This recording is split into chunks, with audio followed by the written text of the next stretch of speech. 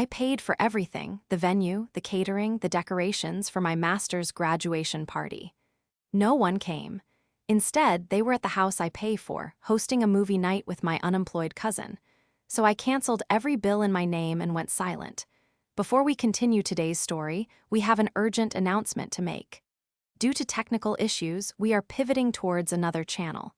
Please subscribe to our new channel, Kin and Karma. You can find the link in the video description, the pinned comment, and the collaboration tag on this video. Make sure to switch over now so you don't miss out. Thank you for your support. Now back to the story. The ice in the champagne bucket had turned to slush hours ago. That was the first thing I noticed when I finally looked up from my phone, my eyes burning from staring at a screen that refused to buzz with the notifications I wanted. I was standing on the terrace of the Skylark, one of the most expensive rooftop venues in the city. The view was breathtaking, a panoramic sweep of the skyline, the buildings twinkling like spilled diamonds against the velvet navy of the twilight sky. The wind was gentle, carrying the scent of jasmine from the planters and the savory, rich aroma of the hors d'oeuvres that were currently getting cold on silver trays. I had ordered mini beef Wellingtons. I had ordered lobster sliders. I had requested the specific vintage of Pinot Noir that my mother, Jade, always claimed was the only wine worth drinking. I had rented the space for 4 hours. 3 of those hours were now gone. Waiters drifted past me like ghosts, their movements hushed and apologetic. They had stopped asking me if I wanted a refill. They had stopped asking when the guests would be arriving. Now, they just averted their eyes, wiping down pristine, unused tables and rearranging the centerpieces of white lilies that I had chosen because they were my father, Auguste's, favorite flower. I stood there in my emerald green silk dress, the one I had bought specifically for this night. It was supposed to be my victory lap. I was 26 years old, and yesterday, I had walked across a stage to accept my master's degree in human-computer interaction. I was the first person in my family to get a postgraduate degree. I was the first person in my family to make 6 figures, and I was the only person at my own party. Ma'am. I turned. The event manager, a kind woman with pity etched into the lines around her eyes, held a clipboard against her chest. The kitchen is asking if you'd like to start packing up the food. We can box it for you to take home. It's getting late. My throat felt tight, like I had swallowed a stone.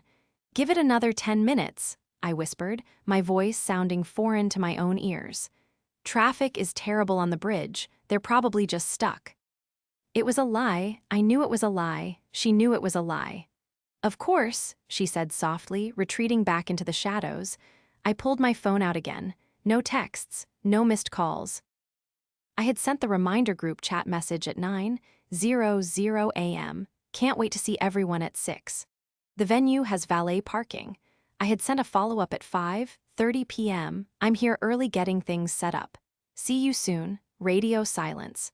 My finger hovered over the Instagram icon. I had been avoiding it. I didn't want to see stories of my friends out at bars or people living their lives. I wanted to see my family. I wanted to know why my brother, William, hadn't answered his phone. I wanted to know why my mother, Jade, who had promised she would bring the cake, was invisible. I tapped the icon. The first thing that popped up was a story update. Not from my parents, not from William, from Bella. Bella, my cousin. The one who had borrowed $200 from me last week for a job interview outfit that I was fairly certain was actually a new set of acrylic nails. I clicked her story. The image filled my screen, bright and chaotic and loud. It was a selfie, taken from a high angle. Bella was in the foreground, her mouth open in a performative scream of excitement, holding a giant bowl of popcorn. Behind her was a living room I knew better than my own apartment. The beige sectional sofa. The oversized TV I had bought for Christmas 2 years ago. The walls painted the specific shade of agreeable gray that I had paid the contractors to apply. It was my parents' house. The house I paid the mortgage on. And there they were. Jade was laughing, her head thrown back, a glass of wine in her hand, likely a bottle I had bought for the house stock. August was sitting in his recliner, grinning at the camera, wearing his pajamas. My brother, William, was on the floor wrestling with the dog. The caption was slapped across the bottom in neon pink text, "Family Movie Marathon. Nothing beats a cozy night in with the best people. Family first movie night blessed." Time seemed to stop. The ambient noise of the city, the sirens, the distant hum of traffic faded into a high-pitched ringing in my ears. They weren't stuck in traffic. They weren't in a hospital. They hadn't forgotten the date. They had simply chosen not to come. I looked at the timestamp on the story, 14 minutes ago. They were watching a movie while I stood on a roof alone, surrounded by $2,000 worth of wasted food and decorations. They were laughing in a house that I kept warm, eating food I had likely paid for, celebrating absolutely nothing, while ignoring the biggest milestone of my life. I felt a tear slide down my cheek, hot and humiliating. I quickly wiped it away, terrified the waiters would see. But then something strange happened. The sadness didn't expand. It didn't crush me. Instead, it hardened. It crystallized into something cold and sharp in my chest. It felt like a heavy door slamming shut. I looked at the photo again. I zoomed in on my mother's face. She looked so happy. She didn't look worried about where her daughter was. She didn't look like a woman who had a daughter waiting for her. I opened my text messages. I found the group chat titled Margaret's Grad Squad that I had created months ago. I didn't scream. I didn't ask, "Where are you?" I didn't beg. My fingers flew across the keyboard, typing with a steady, lethal precision. "I hope the movie is good. I just saw Bella's post. Don't worry about coming to the venue. I'm leaving now." I paused. I watched the 3 dots appear. Someone was typing. Probably William, or maybe Jade, finally realizing the time. I didn't wait for their excuse. I added one more line. "Good luck covering next month's bills without me." I hit send. Then, before the bubbles could pop up, before the inevitable flood of gaslighting texts, we just lost track of time. Or "You're being dramatic." Could roll in. I went to my contacts. Jade, block caller; August, block caller; William, block caller; Bella, block caller. I shoved the phone into my clutch. I signaled the event manager. "Pack it up," I said, my voice steady, devoid of the tremor that had been there minutes ago. "Pack it all up. Donate the food to the shelter on 5th. Take the flowers home to your families. I'm leaving." As I walked to the elevator, the heels of my shoes clicking against the concrete like gunshots, I felt lighter than I had in years. The betrayal was worse than the loneliness, but the clarity was absolute. The ride down the elevator was a blur of mirrored stainless steel and my own reflection staring back at me. I looked perfect. My hair was blown out in soft waves, my makeup was flawless, and the emerald dress fit like a second skin. I looked like a success story. Inside, I felt like a hollowed-out ruin. I didn't go to my parents' house. The urge to storm in there, to scream, to flip the popcorn bowl and demand an explanation was a physical ache in my muscles. But I knew what would happen. Jade would cry and say I was ruining the mood. August would get quiet and say I was being uppity because of my new degree. Bella would smirk and say, "Chill, Margaret, it's just a party. We see you all the time." They would make me the villain for being upset that they abandoned me. So, I told the Uber driver to take me to my apartment. I lived in a modern, starkly decorated one-bedroom downtown. It was nice, but it wasn't a home. It was a place I slept in between working 12-hour days as a senior UX designer and working weekends freelancing to cover the family expenses. When I walked inside, the silence greeted me differently than usual. Usually the silence was lonely.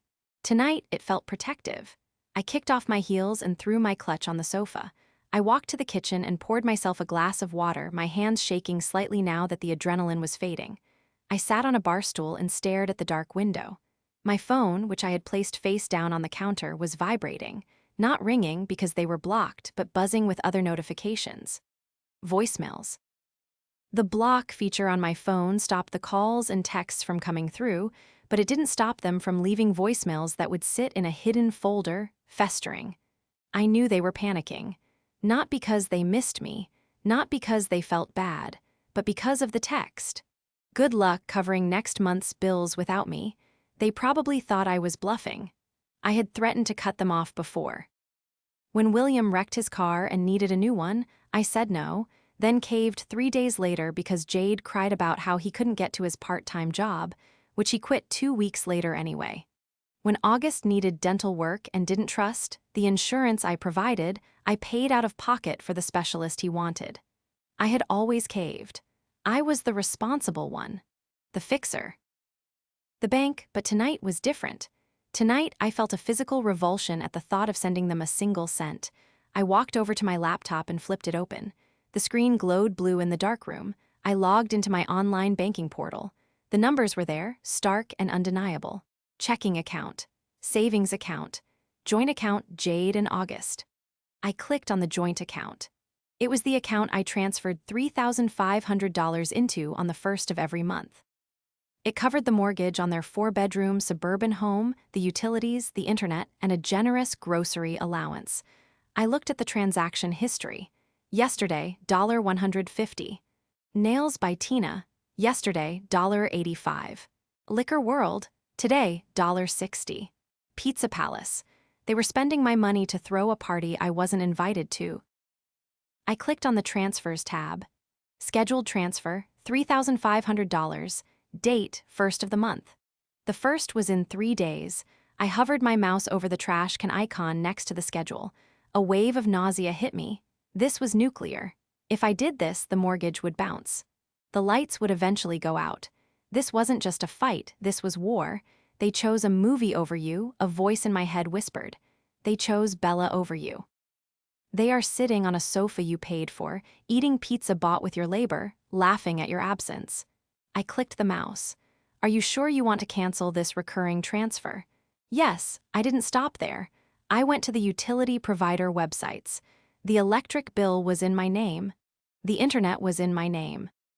I didn't turn them off. That would be illegal in some cases without notice, and I didn't want to give them legal ammunition yet. But I removed my credit card from the auto-pay.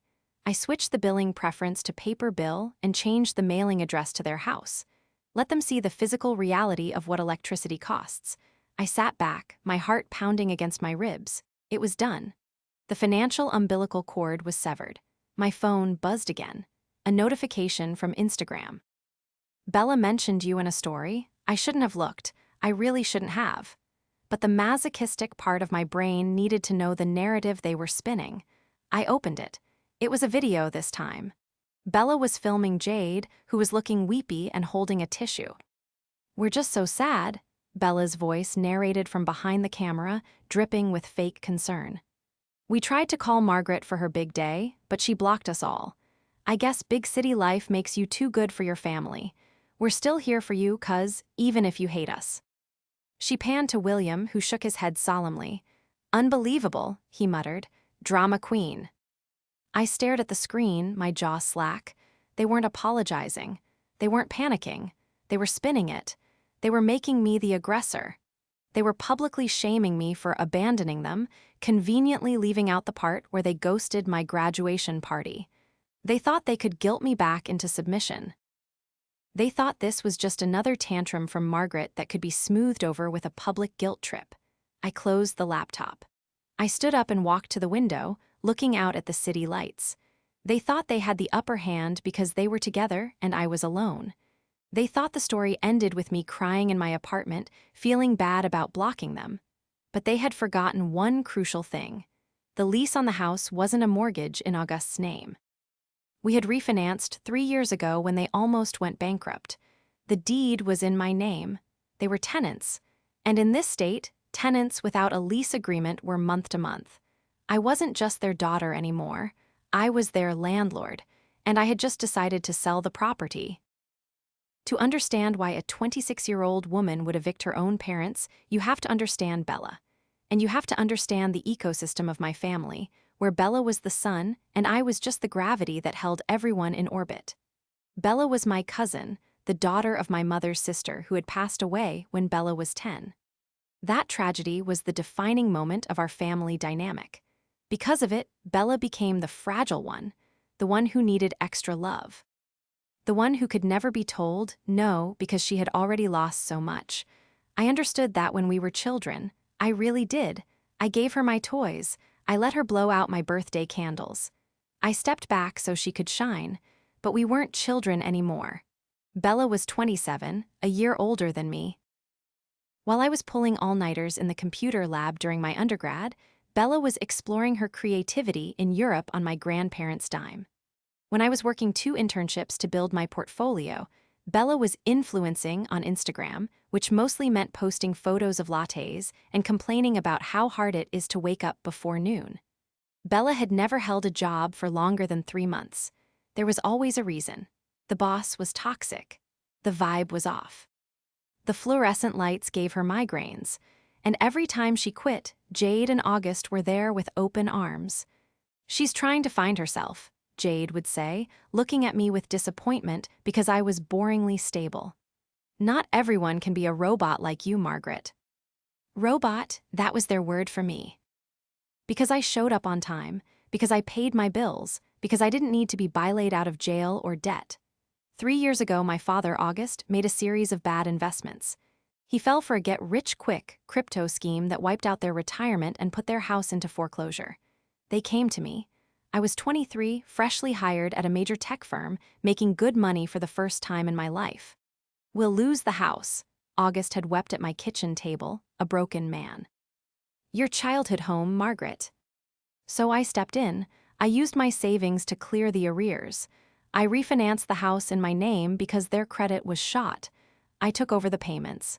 "It's just until we get back on our feet," Jade had promised, clutching my hands. "You're our savior, Margaret." But until never came. August retired early because of stress. Jade stopped working part-time because she needed to manage the household. And then Bella moved in. Bella had been kicked out of her boyfriend's apartment, so naturally, she needed a place to stay. My parents gave her my old bedroom. Then they gave her the guest room for her closet. Suddenly, the grocery bill doubled. The electric bill tripled. Bella liked the AC at 68 degrees. I brought it up once 6 months ago. I was visiting for Sunday dinner and I saw a new designer handbag on the counter. "Is that a Chloe?" I had asked, doing the mental math. That bag cost more than the mortgage payment I had just made. "Bella treated herself," Jade said sharply, chopping carrots with aggressive force. "She's been depressed. She needed a pick-me-up. Don't start counting pennies, Margaret. It's unbecoming." "I'm not counting pennies," I had said. "I'm paying for the roof over your heads. If there's money for designer bags, there should be money for rent." Bella had burst into tears.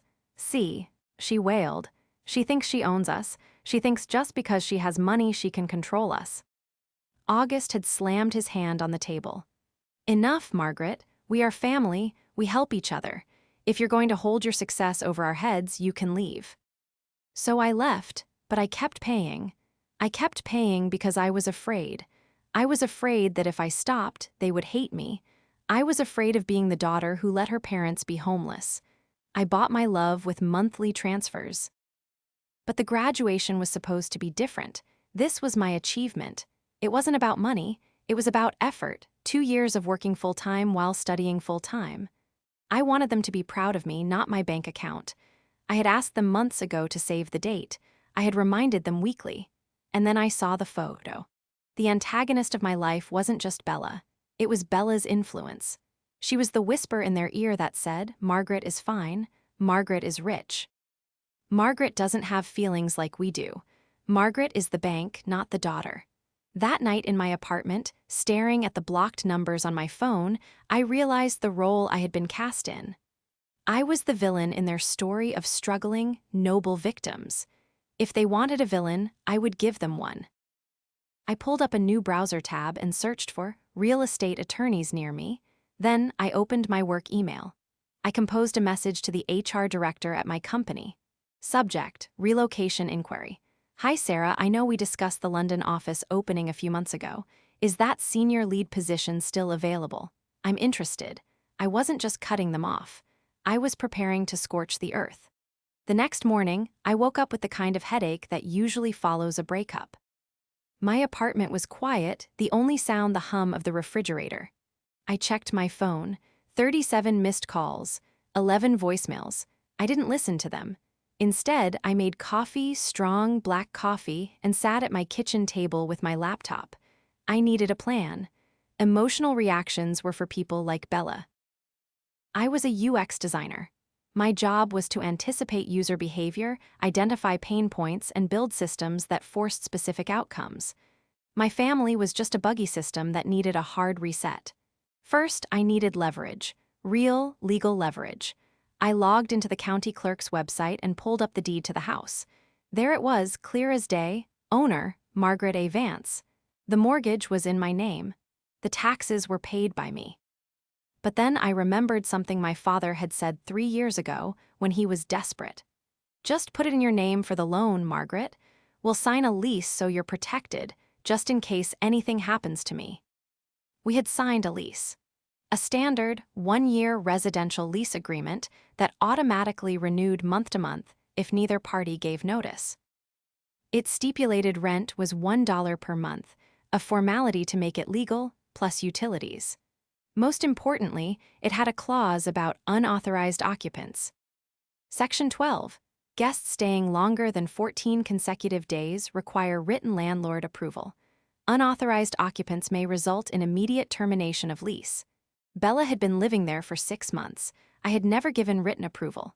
In fact, I had verbally objected multiple times. I printed the lease. I highlighted Section 12 in neon yellow. Next, I called a lawyer I knew from my company's legal department, a sharp woman named Alina who specialized in property law. Alina, I said, skipping the pleasantries. Hypothetically, if I have tenants on a month-to-month lease who have moved in an unauthorized occupant and are damaging the property, how fast can I get them out? In this state, Alina asked, her voice professional and crisp, with a lease violation, you can serve a 3-day notice to cure or quit. If the unauthorized person isn't gone in 3 days, you can file for eviction immediately. But Margaret, are we talking about your parents? I'm talking about tenants, I said, my voice flat. Tenants who missed rent. Technically true, since the $1 was never actually paid, I just covered the mortgage directly. And tenants who have destroyed the relationship to the point of no return. Okay, Alina said slowly. If you want to go nuclear, here's what you do. Send a certified letter. Notice of lease violation. Cite the unauthorized occupant. Give them 3 days to remove Bella. If they don't, you terminate the lease.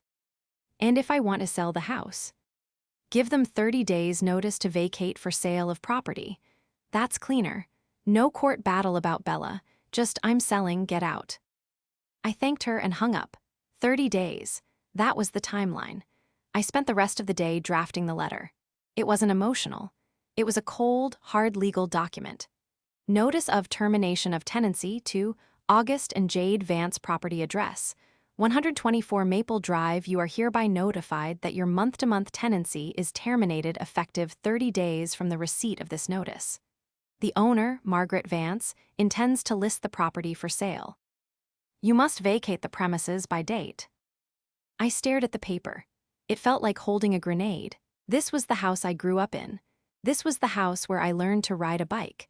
But it was also the house where they sat last night, laughing and eating popcorn while I stood alone on a rooftop. I signed it. Then I did something even pettier. I logged into the family cell phone plan, which of course I paid for. I didn't cancel their lines. That would give them a victim story. Instead, I activated the parental controls feature. I set a data limit of 1 GB per month for each line. I blocked international calls. And for Bella's line, which I had foolishly added 6 months ago, I restricted data usage entirely between 8 a.m. and 6 p.m. Time to get a job, Bella, I thought, hitting Save Changes. Then I went to the post office and sent the certified letter. 3 days later, I was at work. My office was a sanctuary of glass walls and quiet productivity. I was in the middle of presenting a new app interface to the stakeholders when my receptionist, Sarah, knocked on the glass door. She looked pale. Margaret, she whispered, stepping inside. I'm so sorry to interrupt, but there are people in the lobby. They say they're your family. They're causing a scene. My stomach dropped. I had blocked their numbers, so they had come to the one place they knew I couldn't ignore them.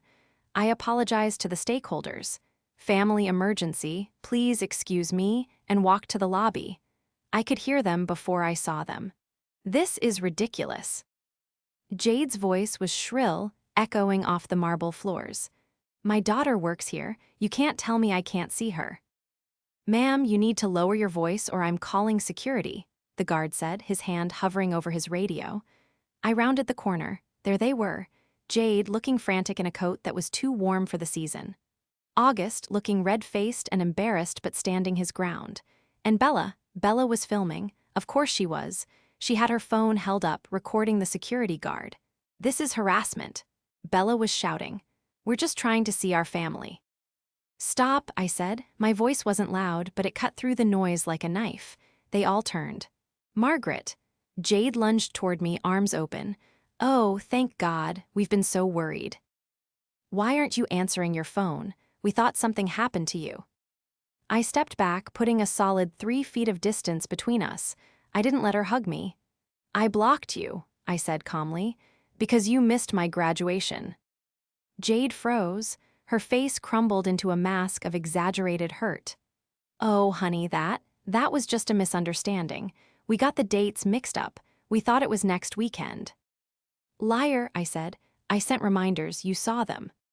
We're old, August blustered, stepping forward. We forget things. Is that a crime? To treat your parents like criminals because we missed a party. It wasn't just a party, I said, feeling the anger rise, hot and dangerous. It was my master's degree. And while I was waiting for you, Bella posted a photo of you all watching movies. I turned to Bella. She was still filming, the phone pointed directly at my face. Put the phone away, Bella, I said. I'm documenting this, she sneered. For my safety. You're acting crazy, Margaret. You cut off our phones. You sent us a letter saying you're kicking us out. Who does that? A landlord, I said, the word hung in the air. Landlord, Jade gasped. We're your parents. And you're living in my house, I said. A house I pay for, a house you disrespect. You treat me like an ATM, not a daughter. And when the ATM asks for one night of your time, you don't show up. We're family, August shouted, attracting stares from the employees walking by. You owe us. We raised you. And I paid you back, I said, my voice trembling slightly. I paid off your debts. I saved your credit. I put a roof over your head for 3 years. The debt is paid, Dad. You can't kick us out, Bella interjected, stepping in front of them like a shield. Squatters' rights, we have rights. I laughed. It was a cold, humorless sound. You're not a squatter, Bella. You're a guest who overstayed her welcome. And I have the lease to prove it. You have 27 days left. I suggest you start packing instead of filming. I turned to the security guard. Dave, these people are trespassing. Please escort them out. Margaret, no, Jade wailed, grabbing my arm. I pulled away violently. Don't touch me. You're destroying this family. She screamed as Dave gently but firmly guided them toward the revolving doors. Over a stupid party, you're selfish. You've always been selfish. I watched them go. Bella was shouting about her rights. August was cursing. Jade was sobbing. I stood there in the lobby, shaking. My colleagues were watching from the balcony above. It was humiliating. It was a disaster. But as I watched the revolving door spin them back out onto the street, I realized something. They hadn't asked how I was. They hadn't apologized for missing the graduation. They hadn't brought a card or a flower. They had only come because the money stopped. That was the confirmation I needed. The guilt that had been gnawing at me, the little voice saying maybe you're being too harsh, vanished. I went back upstairs. I walked into the HR office. Sarah, I said to the director, about that London position, how soon can I start?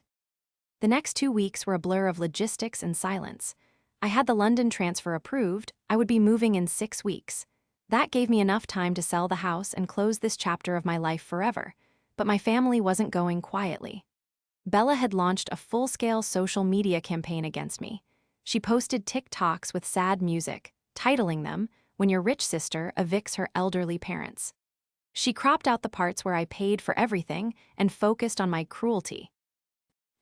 Strangers were commenting, what a monster, and she should be ashamed. It hurt, I won't lie, it made me want to scream. But then I got a call from my bank. MS. Vance, the fraud specialist said. We noticed some unusual activity on the authorized user card ending in 4598. That's the one issued to A. Bella Vance. I had given Bella an emergency card a year ago for groceries only. I had forgotten to cancel it in my initial rage because I rarely checked that specific sub-account. What kind of activity? Well, there was a charge for $2,000 at an electronics store, and another $1,500 at a luxury handbag reseller. And it looks like a cash advance of $500 at a casino. My blood ran cold. When? Yesterday and today. She knew the eviction was coming. She was maxing out the card before I cut her off. She was looting the ship before it sank. Flag them as fraud, I said. I didn't authorize those purchases, and cancel the card immediately. We can dispute them, the agent said. But since she was an authorized user, it might be tricky unless you can prove she wasn't allowed to make those specific purchases. I hung up and stared at my phone. This wasn't just ungratefulness anymore. This was theft. I realized I needed more than just a lease violation. I needed to know exactly where my money had been going for the last 3 years. I hired a forensic accountant. It sounded dramatic, but I needed the paper trail. I gave him access to the joint account statements, the credit card statements, everything. 3 days later, he sent me a report. It was damning. It wasn't just Bella's recent spree. Checks written to cash from the joint account endorsed by Bella Vance, totaling $12,000 over 2 years. Grocery withdrawals that coincided with dates Bella posted about going to concerts or festivals. Utility bills that were suspiciously high, which upon further investigation matched the energy consumption of a crypto mining rig. Wait, crypto mining. I looked at the report again. Spike in electricity usage consistent with high-load computing hardware. I thought back to the humming noise coming from the garage the last time I visited. August had said it was an old freezer. It wasn't a freezer. My unemployed cousin and my retired father weren't just watching movies. They were running a crypto mining operation in my garage, using electricity I paid for to generate digital currency that they kept. They were stealing power from me to make money they hid from me. That was why they couldn't come to the graduation. They weren't just watching a movie. They were likely maintaining the rig, or I zoomed in on a photo Bella had posted that night, the one of the movie marathon.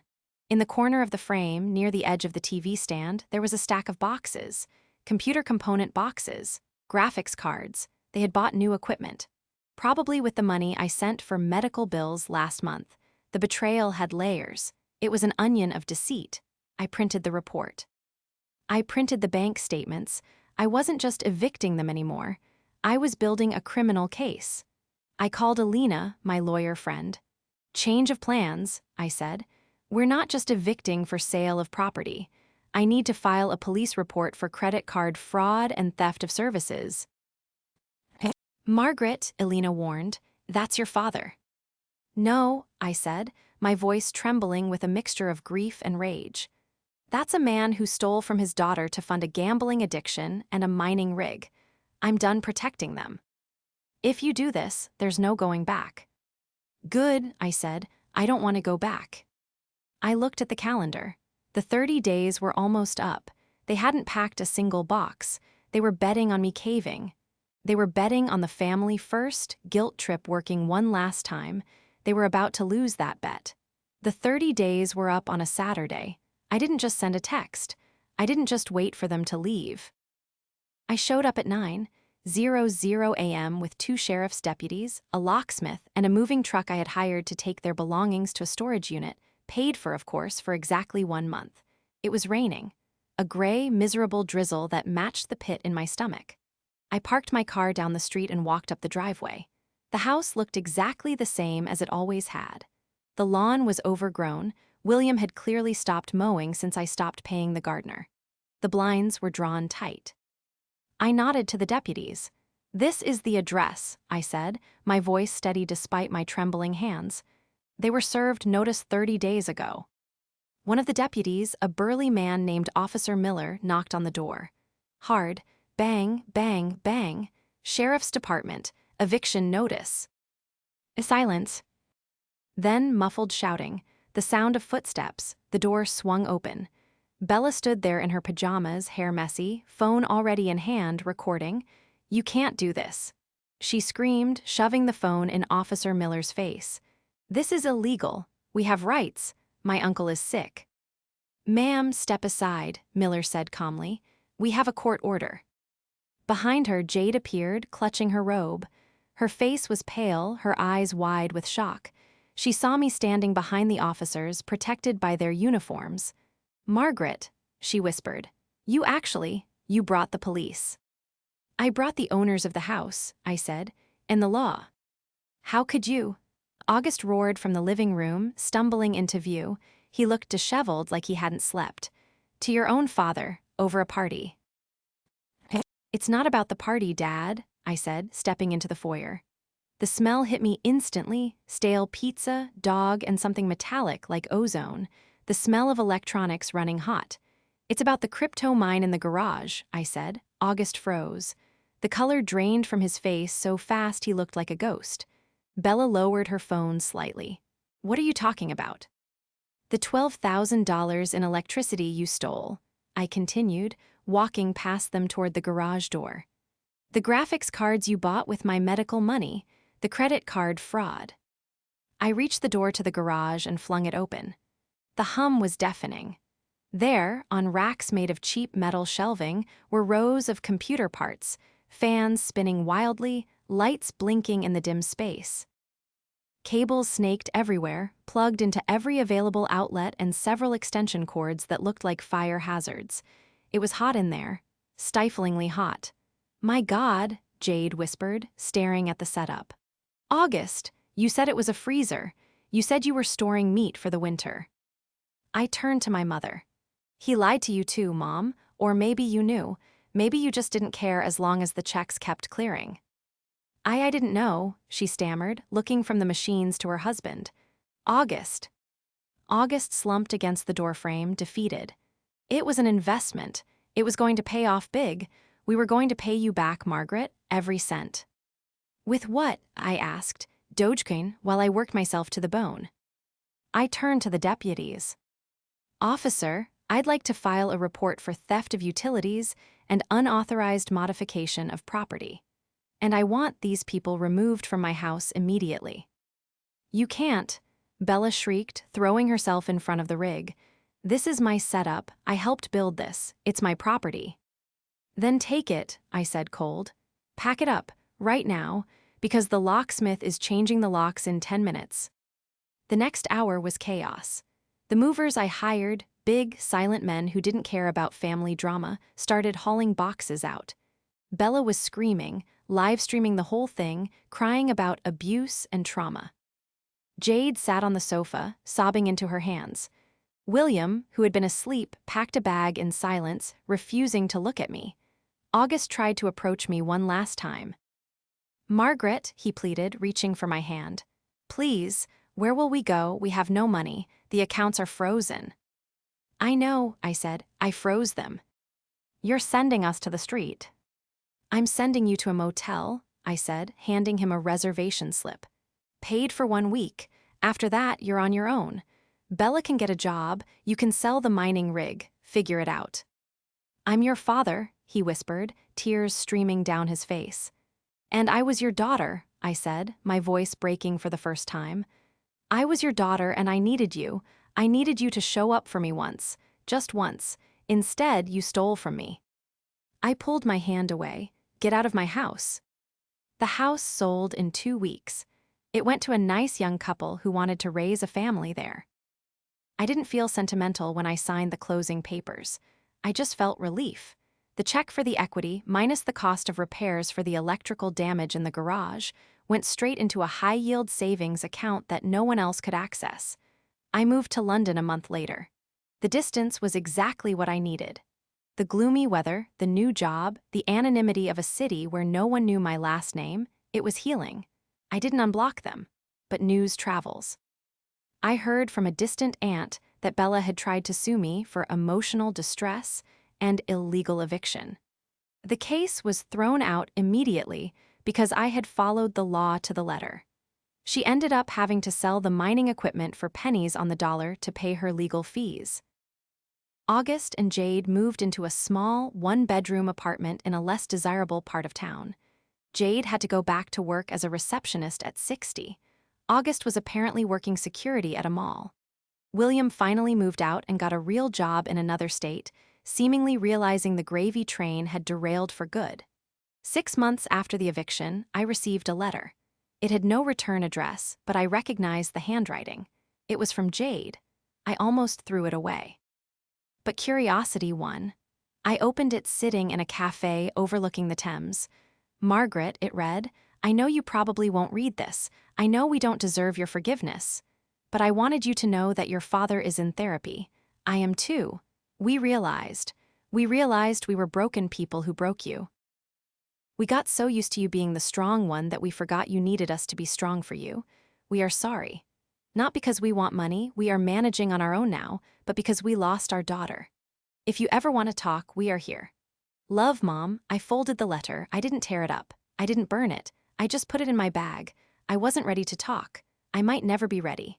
Forgiveness is a heavy thing to carry, and right now, I was enjoying traveling light. I took a sip of my tea and looked out at the river. My phone buzzed.